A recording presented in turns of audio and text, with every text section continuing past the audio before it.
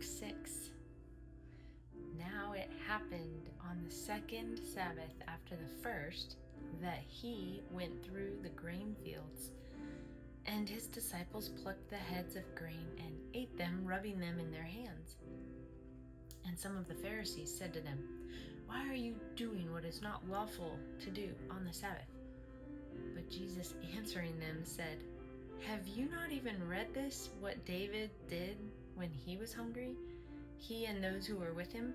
How he went into the house of God, took and ate the showbread, and also gave some to those with him, which is not lawful for any but the priests to eat. And he said to them, the Son of Man is also Lord of the Sabbath." Now it happened on another Sabbath also that he entered the synagogue and taught, and a man was there whose right hand was withered. So the scribes and Pharisees watched him closely, whether he would heal on the Sabbath, that they might find an accusation against him.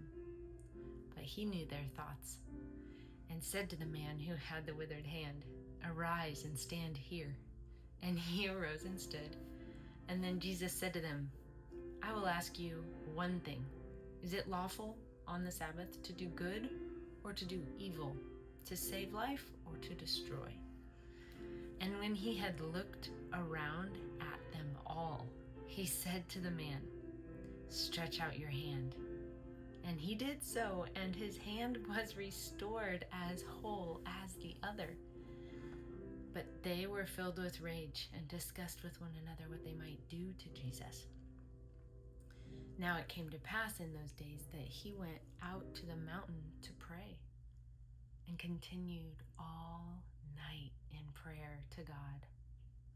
And when it was day, he called his disciples to himself, and from them he chose 12, whom he also named apostles: Simon, whom he also named Peter, and Andrew his brother, James and John, Philip and Bartholomew, Matthew and Thomas, James the son of Alphaeus, and Simon called the Zealot, Judas the son of James, and Judas Iscariot, who also became a traitor.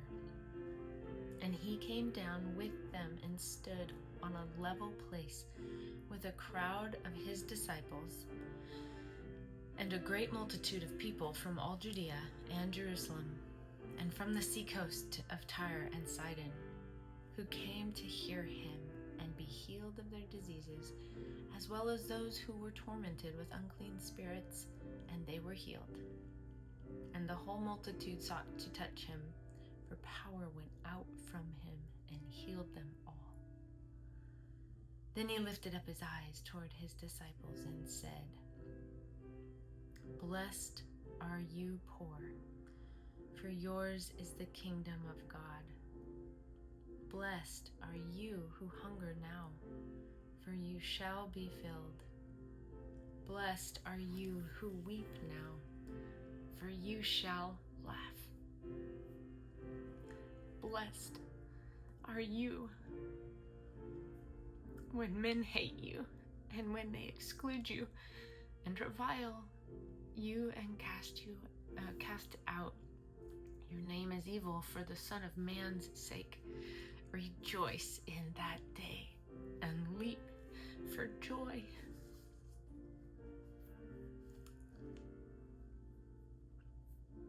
For indeed your reward is great in heaven, for in like manner their fathers did to the prophets. But woe to you who are rich, for you have received your consolation. Woe to you who are full, for you shall hunger. Woe to you who laugh now, for you shall mourn and weep. Woe to you when all men speak well of you, for so did their fathers to the false prophets.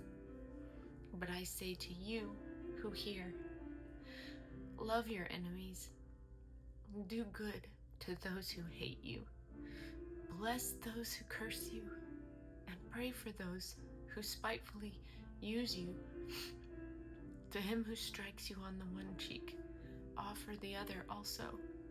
And from him who takes away your cloak, do not withhold your tunic either. Give to everyone who asks of you. And from him who takes away your goods, do not ask them back. And just as you want men to do to you, you also do to them likewise. But if you love those who love you, what credit is that to you? For even sinners love those who love them. And if you do good to those who do good to you, what credit is that to you? For even sinners do the same. And if you lend to those from whom you hope to receive back, what credit is that to you? For even sinners lend to sinners to receive as much back. But love your enemies, do good, and lend, hoping for nothing in return. And your reward will be great, and you will be sons of the Most High. For he is kind to the unthankful and evil. Therefore be merciful, just as your Father also is merciful. Judge not, and you shall not be judged. Condemn not, and you shall not be condemned. Forgive, and you will be forgiven. Give, and it will be given to you. Good measure, pressed down, shaken together, and running over will be put into your bosom. For with the same measure that you use, it will be measured back to you. And he spoke a parable to them. Can the blind lead the blind? Will they not both fall into the ditch? A disciple is not above his teacher, but everyone who is perfectly trained will be like his teacher.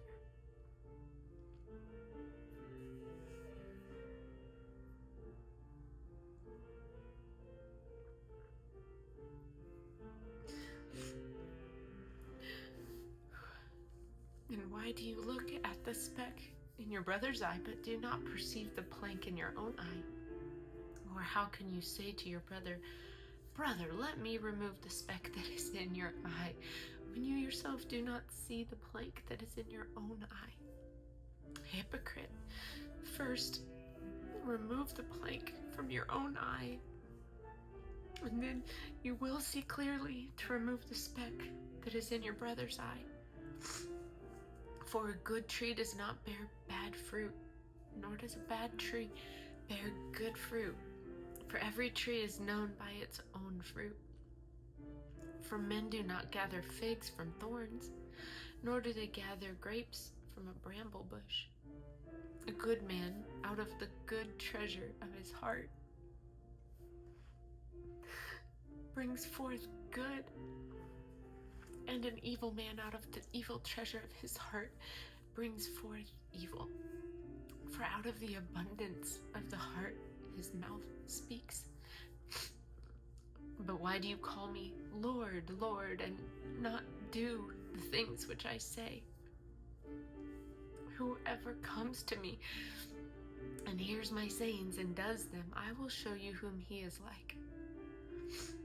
He is like a man building a house, who dug deep and laid the foundation on the rock. And when the flood rose, the stream beat vehemently against that house and could not shake it, for it was founded on the rock. But he who heard and did nothing is like a man who built a house on the earth without a foundation, against which the stream beat vehemently, and immediately it fell, and the ruin of that house was great.